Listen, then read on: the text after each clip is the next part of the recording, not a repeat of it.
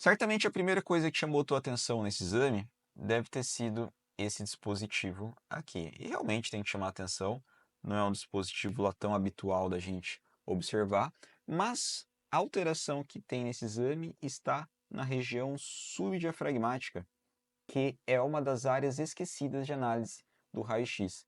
Justamente por ser esquecida que a gente tem que olhar ainda mais, porque ela pode ter informações bastante relevantes. Raio-x de tórax não é só tórax, há outras estruturas também que a gente tem que observar e que estão fora do tórax. Quando você observa aqui, o que tem que chamar a atenção? Que a gente observa aqui uma área de opacidade e a gente observa aqui também uma outra área de opacidade um pouco mais triangular. E essas áreas são topografias da adrenal, no caso esquerda do paciente, e aqui a gente tem a adrenal direita do paciente. A adrenal, quando calcificada, a gente tem que obrigatoriamente pensar num diagnóstico de uma doença chamada doença de Ullmann.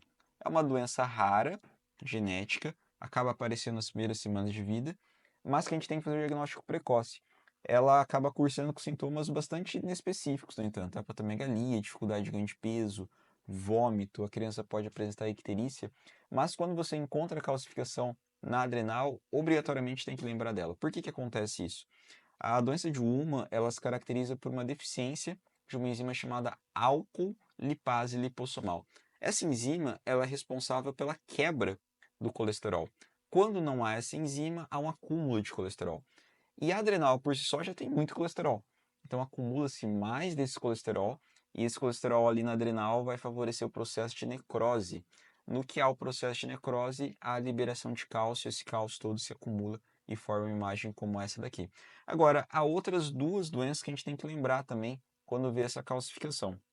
Uma outra doença que a gente tem que obrigatoriamente considerar é a presença do neuroblastoma.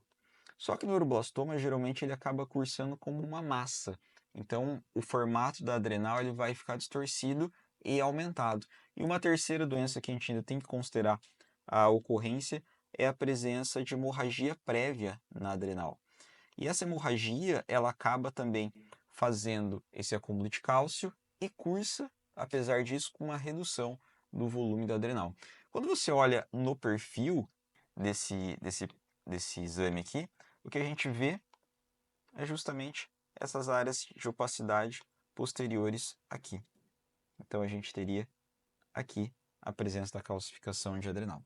É uma doença rara, mas é importante a gente lembrar, porque se a gente nunca fala, a gente nunca vai saber que ela existe. Eu tenho certeza que quando você vê a primeira vez, você nunca mais vai esquecer e vai lembrar da doença de Ullmann.